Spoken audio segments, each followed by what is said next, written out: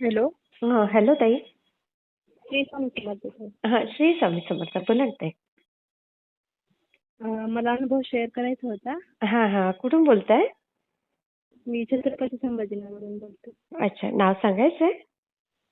नाही, नाव नाही सांगू. बरं बरं. काय अनुभव आला ताई? मी स्वामींचं सारामृत चरित्र पारायण करते. तर मग माझी पोथी वगैरे वाचणं झाली, पूर्ण पारायण झालं. अच्छा. आणि मी तिथे एक दिवा लावलेला होता समजा. रोजच्या पूजेमध्ये एक दिवा लावते मी. तर तो मी तिथून पूजा करून उठून गेली समजा.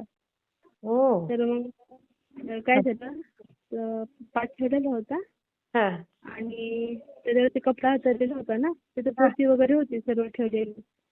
तर म्हणजे त्याला हे लागलं, आग म्हणजे काय म्हणतात, पेटला तो कपडा.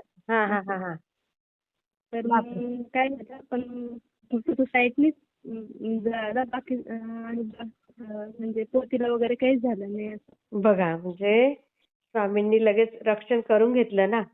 संकट होतं पण टळलं ते.